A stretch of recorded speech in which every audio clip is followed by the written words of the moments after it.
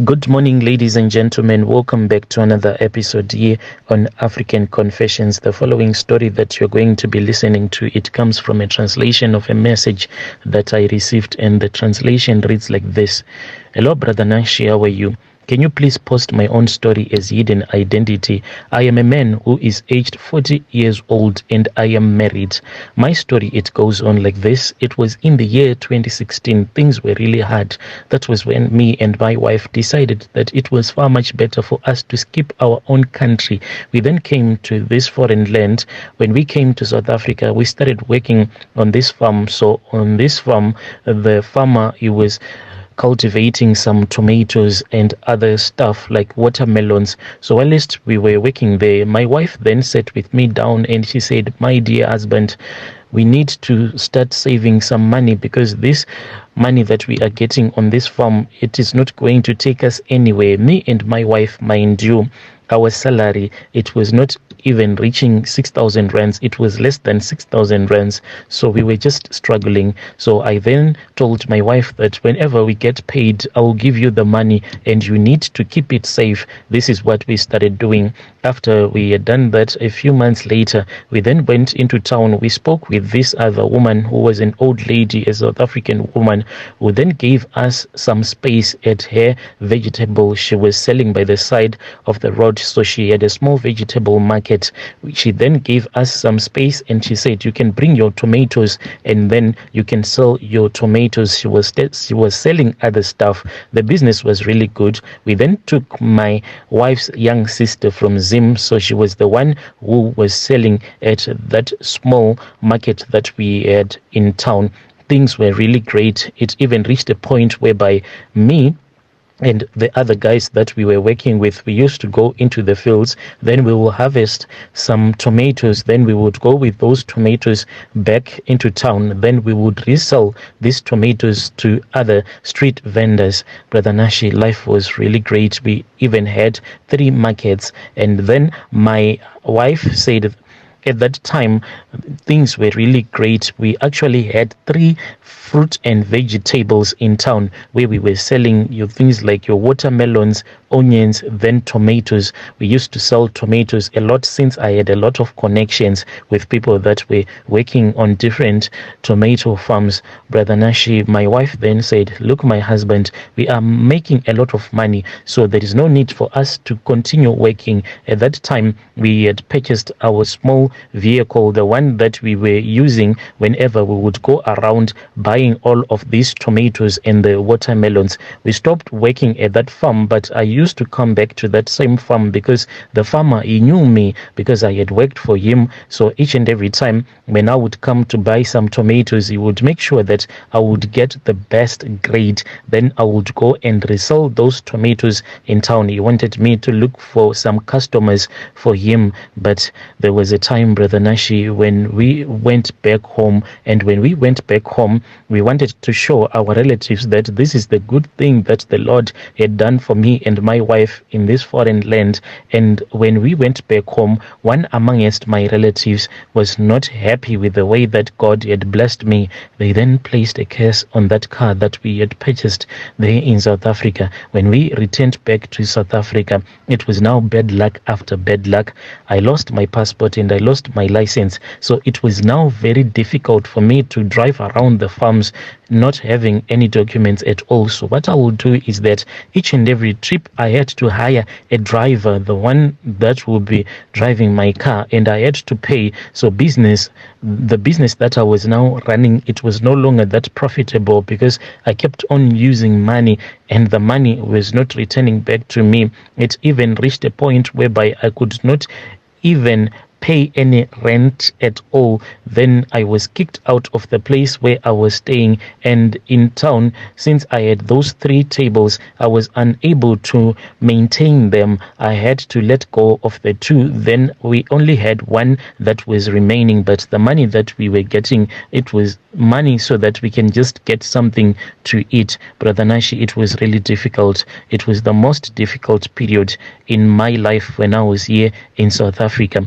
So there was this other man, a Zangoma, who used to sell his herbs. He had his small shop close to our fruit and veggie market. So this guy, there was one day when I was passing through his shop, I then decided to walk into his shop so that I can speak with him. I told him and I said, you know me very well. You know how God had blessed me. But when I went back home, there was one amongst my relatives who wanted me to return back to the life of living as a poor man. And now here I am just a poor man. Is there anything that you can do for me? Then that Sangoma said that he was going to give me something that was going to strengthen my business. He then took this other tail. He said that this tail, it had been removed from a cat. I was supposed to keep this tail that was taken from a cat at all the times. What I had to do is that I had to keep it on my dashboard at that place where I used to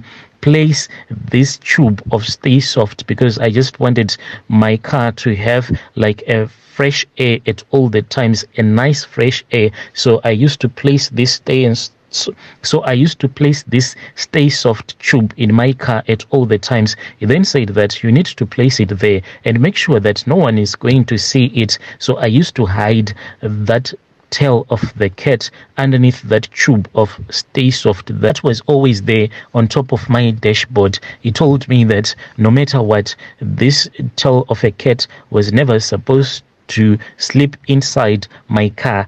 Each and every night I had to remove it. At the place where I was staying, there was this other tree. He told me that I had to go to that tree and kneel down, and I had to speak with my ancestors. After communicating with my ancestors, as I'll be kneeling down holding that tail of the cat, then I had to hang it in the tree. But before I had hung it in the tree, I had to bring it indoors. Then I had to speak again with my ancestors whilst I was holding it. Then I had to leave it hanging on that tree. I did this, Brother Nashi, and when I did all of these things, within a couple of weeks, business was now booming. And you know that when a man is now making money, all the women out there will be chasing after you. I then took a decision and I said, I do not want to go around chasing different women. Let me just get one girlfriend. So at the farms where we were working, there was this other woman whom I had lusted after for a very long time, but I was just a poor man. But now that I was making a lot of money, sometimes more than 8,000 rands a month, I said, let me return back to here so that I can express my love, the love that I felt for her when I was a poor man. I went there and I spoke with that woman. She gladly agreed, since I was someone that was now making a lot of money. Then it happened that when me and that woman were just walking in town, but we were on the other side of town where I knew very well that my wife, she will never come to that part of town. Then her best friend found me walking with this woman. She caught us in the act, and immediately she realized that we were dating each other. She came and she confronted me later on after this woman had walked away.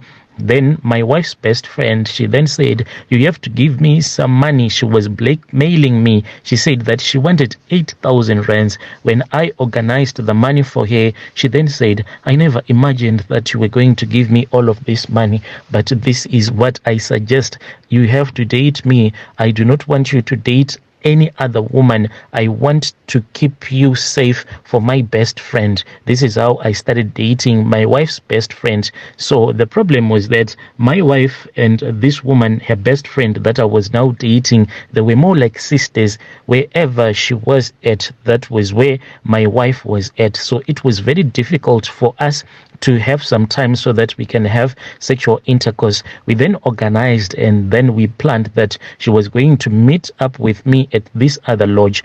We went to that lodge for a sleepover. Brother Nashi, we really had a nice time. We made love throughout the night. But when the morning came, Brother Nashi, I found out that she had been scratched all over her back. There was blood that was coming out as if as she was sleeping, there was a cat that came and started scratching her.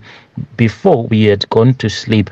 I knew that I had to perform these rituals because that Sangoma told me that no matter what you do, make sure that at all the times you always perform these rituals. But when I went with my wife's best friend, I was ashamed. I said, if I am going to perform these rituals, then she is going to know that I am a ritualist. I do not want her to know that I am a ritualist. So I ignored and I said, another day, there is always a time and a place for these rituals. So I didn't take that tail of that cat. I just left it hidden in the car, and we went into that lodge, into that room where we were booked in, and we made love. The following morning, that was when I saw that she had markings all over her back and there was blood stains all over the bedding. We then got out of the lodge and we went our separate ways. She was confused. She didn't know what had scratched her throughout the night. When we went our separate ways, within a couple of days, that was when I heard that she was sick. She got so sick, she suffered from a stroke. Spinal cord, the way that it was twisted, it was impossible for her to ever walk again. She felt so sick. That was when a relative organized a malaicha for her so that she can be taken back to Zim. When she returned back to Zim, that was when she passed away. When we heard that she had been buried, that was when I started to see her ghost. I saw her spirit. Her spirit kept on coming back to me. Her spirit kept on asking me why I had killed her. Why have you killed me? Why have you killed me? What wrong did I do to you so that you can end my life in such a way? This was what the spirit was saying to me. So I was scared to tell my wife that I was now seeing the spirit of her dead best friend, because she was going to ask me, what connection do you have with my best friend? Because I was scared that if I tell her, she was going to find out and a lot of secrets were going to be exposed. I chose to remain quiet. As for that South African Sangoma, the one that had his shop close to our small fruit and veggie market, he's someone who gossips. If you sit down with him, he will start to tell you a lot of stories about his clients that he has assisted. So knowing that he is a man who loves to gossip about other people, I knew that if I was going to return back to him and if I tell him that those charms that you gave me, they have killed my wife's best friend, and you will ask, why did those charms kill my wife's best friend? Then I will tell him that I was sleeping with her. Then he was going to go around town gossiping with whomever who will be willing to listen to his gossiping. So I chose this other man who was from Zim, who is also a traditional healer. But when I was sitting in that traditional healer's house, the one who is from Zim, that was when he tried to destroy that tail of that cat, Brother Nashi. I don't know what happened. We just saw a Tokoloshe. This Tokoloshe, it then started eating him so hard. Actually, his jaws, they were separated, and the way that he got a stroke, it was just looking terrible. When I saw that this Tokoloshe, it is a very powerful Tokoloshe, I then said, let me return back to the man who gave me. I went back to that man who gave me the charms, and I told him, and I said, those charms that you gave me, these charms, they have now turned against me. They are no longer fighting in my corner, but they are now fighting against me. And I told him that I once went to this traditional healer because I wanted him to give me some relief, but these charms of yours, they are too powerful. He is now a crippled man. He is suffering from a stroke. Please assist me. Then that South African Zangoma said, listen to me. If I sell a car to you, that South African Sangoma then said, you know what, man, let's say that you come to me and you buy a car that I'll be selling. Then when you are driving with that car from my place going back to your house, and along the way, if that car just refuse to start, what will you do? Then I said, I will return with that damaged car of yours and I will demand my money back. He then said, you see, the problem that you did is that after I had sold this car to you, instead of returning back as quickly as possible with that damaged car to me so that we can assess the damage together, you then decided to go and visit another mechanic. So am I going to accept this car that another mechanic that has touched? What if he has made a major damage on that car. So I cannot accept these charms. You need to return back to that Sangoma whom you thought is much more powerful than I am, because I cannot accept them. I cannot accept them. He then kicked me out of his homestead, Brother Nashi. Then I thought that all was going to be all. I then thought that all was going to be well, so I forgot about everything. Then there was this other day, I was on my way returning back from this other farm where I had purchased these watermelons that I wanted to resell. Whilst I was driving back to town, that was when I saw that besides me, there was this other young woman. This young woman that was sitting on the passenger seat, she was so small, she can actually fit in the palm of my hand. This woman, when I looked at her, I then immediately recognized that this was a Tokoloshe. I wanted to run away. I wanted to jump out of the car when it was moving, because I had been frightened by this evil thing that I had seen. Then that small Tokoloshe looked at me, and then it blew some charms into my face, and it then told me not to worry, for it was not here to hurt me, but it just wanted to give me another chance. We had to make a covenant, and this is the covenant that I made with this Tokoloshe. This Tokoloshe told me that, please, I am lonely, I am feeling lonely. As you can see that I am a woman, I need to have a husband that I know that I can return back home to him. Can you look for a husband for me? So it then chose amongst my kids. My kids, they are still young, and it chose that I should dedicate my child, who is in grade 1, to become its husband, even though it sleeps with both of my kids, and all of my kids, they are really young. So what this Tokoloshe does is that when my kids are busy sleeping, it then sneaks into their bedroom. Then it will start to have intercourse with them. My kids will be having wet dreams. They do not know that there is something spiritual that will be happening to them. But what hurts me the most is that my kids, they won't be able to have babies when they are all grown up. They won't be able to impregnate a woman, because as this Tokoloshe will be busy sucking their manhood,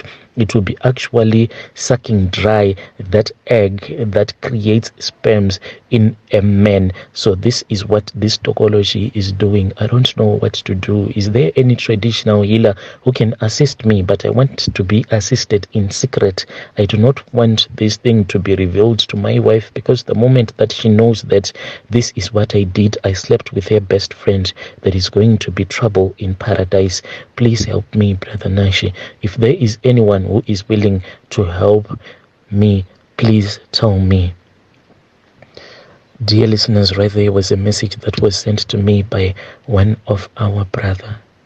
Quite a sad story, especially that young boy who is in grade 1. You can just imagine. The altar, the covenant says that you will never be able to conceive. He is doomed for life. Strange things do happen in this world.